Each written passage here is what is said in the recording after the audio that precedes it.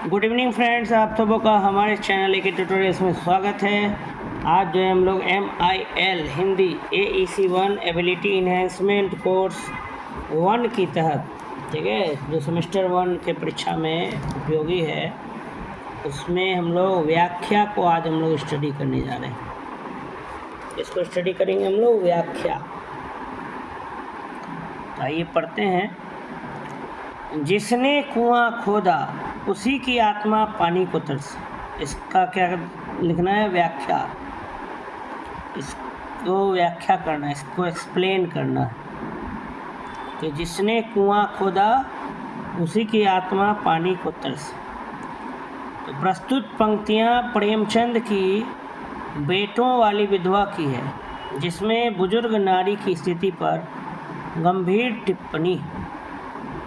कह रहा है कि ये जो लाइन है, जिसने कुआं खोदा उसी की आत्मा पानी को तरसे, ये पंक्तियाँ प्रेमचंद की बेटों वाली विधवा की है, उससे ली गई है। बेटों वाली विधवा,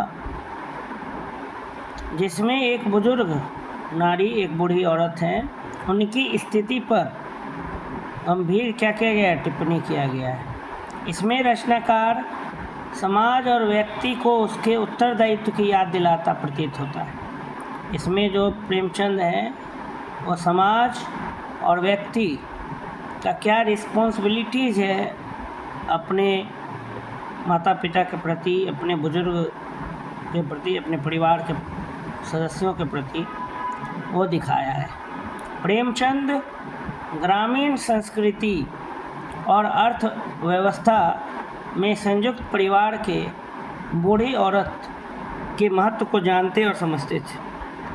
प्रेमचंद जो थे वो गांव के जो कल्चर था और जो अर्थव्यवस्था था, उसमें जो कंबाइंड फैमिली जो रहता था, जॉइंट फैमिली, संयुक्त परिवार, उसमें बूढ़ी औरत का क्या इम्पोर्टेंस है वो जानते थे और समझते थे। यहाँ इसी ज़रूरत की ओर ध्यान आकृष्ट किया गया है। सबसे बड़ी विशेषता है कि यहाँ बूढ़ी स्त्री के मन में झांकने की कोशिश की गई। जब तक फूलमती, वो बूढ़ी स्त्री का नाम था फूलमती, बेटों वाली विधवा एक कहानी है जिसको मुंशी प्रेमचंद ने लिखा है, उसी से ये पंक्तियाँ ली गई है कि जिसने कुआं खोदा उसी की आत्मा पानी को तरसे।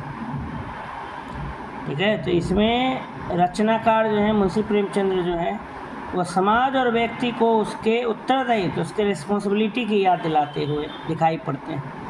प्रेमचंद ग्रामीण संस्कृति और अर्थव्यवस्था में संयुक्त परिवार के बूढ़ी औरत के महत्व को जानते और समझते थे। प्रेमचंद जो थे वो गांव की संस्कृति और अर्थव्यवस्था में संयुक्त परिवार के बूढ़ी औरत के महत्व को, इम्पोर्टेंस को जानते और समझते थे। यहाँ इसी ज़रूरत की ओर ध्यान आकृष्ट किया गया है। सबसे बड़ी विशेषता है कि यहाँ बूढ़ी स्त्री के मन में झांकने की कोशिश की गई है। ठीक है, जब तक फूलमती के पति पंडित अयोध्यानाथ जीवित रहे, सारे बेटे बहू आज्ञाकारी रहे। कह रहा है कि इस कहानी में, बेटों वाली विधवा में, उस औरत, बूढ़ी औरत का नाम है फूलमती। तो उनके पति का नाम था पंडित अयोध्यानाथ। वो जब मर गए तो बेटा बहू ने उनका आज्ञा का पालन क्या कर दिया? बंद कर दिया। कह रहा है कि जब तक जीवित थे पंडित अयोध्यानाथ, तब तक बेटे बहुत ही आज्ञाकारी थे, ओबीडियंट थे। लिखा है कि जब तक फूलमती के पति पंडित अयोध्यानाथ जीवित रहे, सारे बेटे बहू आज्ञाकारी रहे। लेकिन उनकी मौत के बाद सारी संपत्ति बेटों के नाम हो जाने के बाद फूलमती, जो घर की मालकिन है, उनके प्रति बेटे बहुओं का उपेक्षा भाव गहराता जाता है। जब पंडित अयोध्यानाथ जीवित थे तो सभी बेटे बहू आज्ञाकारी थे, लेकिन जब बेटे पंडित अयोध्यानाथ का जब मौत हो गया और संपत्ति बेटों के नाम हो गया, तब फूलमती जो थी, जो घर की मालकिन थी, उनके प्रति बेटे और बहू का जो है अनादर वाला भाव दिखने लगा, उपेक्षा नजर आने लगा। मृतक भोज, ब्रह्म भोज के लिए फूलमती ने जो सामान मंगवाए थे उसमें भारी कटौती की गई। यानी उसके पति की जब मृतक भोज थी, शांति भोज था, उसमें भी फूलमती ने जो सामान मंगाए वो भी पूरा तरीके से ला करके उनके बेटों ने नहीं दिया। यह फूलमती की इच्छा की उपेक्षा थी जिसे वह बर्दाश्त नहीं कर पाती।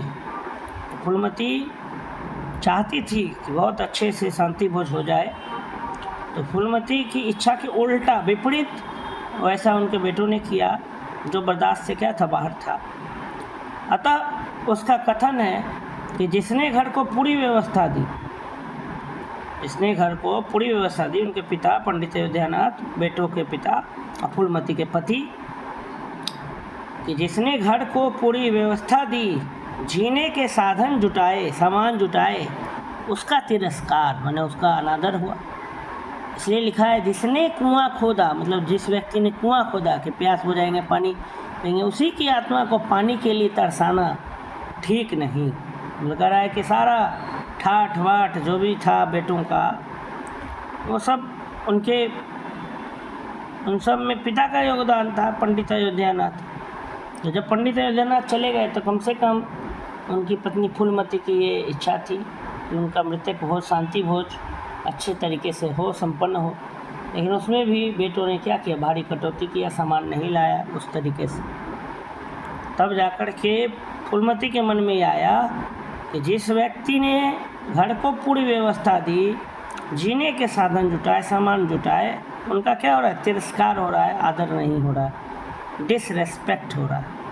इसलिए उसने कहा जिसने कुआं खोदा उसी की आत्मा को पानी के लिए तरसाना ठीक नहीं। ठीक है, तो प्रस्तुत पंक्तियाँ जिसने कुआं खोदा उसी की आत्मा पानी को तरसे, ये बेटों वाली विधवा की है, जिसमें बुजुर्ग नारी की स्थिति पर गंभीर टिप्पणी की गई है। इसमें रचनाकार समाज और व्यक्ति को उसके उत्तरदायित्व की याद दिलाते प्रतीत होते हैं। प्रेमचंद ग्रामीण संस्कृति, गांव की संस्कृति और अर्थव्यवस्था में संयुक्त परिवार के बूढ़ी औरत के महत्व को जानते और समझते थे। यहाँ इसी ज़रूरत की ओर ध्यान आकृष्ट किया गया है। सबसे बड़ी विशेषता है कि यहाँ बूढ़ी स्त्री के मन में झांकने की कोशिश की गई। जब तक फूलमती के पति पंडित अयोध्यानाथ जीवित रहे, सारे बेटे बहू क्या रहे, आज्ञाकारी रहे। लेकिन उनकी मौत के बाद सारी संपत्ति बेटों के नाम हो जाने के बाद फूलमती जो घर की मालकिन थी, उनके प्रति बेटे बहुओं का उपेक्षा भाव गहराता जाता है। मृतक भोज, ब्रह्म भोज के लिए फूलमती ने जो सामान मंगवाए थे उसमें भारी कटौती की गई। अतः उसका कथन है कि जिसने घर को पूरी व्यवस्था दी, जीने के साधन जुटाए, उसका क्या हुआ, तिरस्कार हुआ। इसलिए जिसने कुआं खोदा उसी की आत्मा को पानी के लिए तरसाना ठीक नहीं। तो हमने जो है पहले क्वेश्चन का क्या कर लिया, एक्सप्लेनेशन देख लिया, व्याख्या देख लिया। ये MIL Hindi AEC 1 ability enhancement course 1 के स्टूडेंट्स के लिए, सेमेस्टर 1 के छात्रों के लिए था, सभी यूनिवर्सिटीज़ के लिए।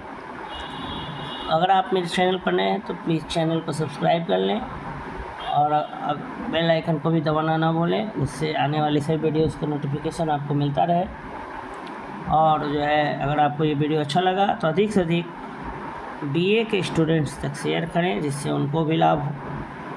और हमारे चैनल से जुड़ने के लिए आप तमाम दर्शकों का बहुत बहुत आभार, धन्यवाद।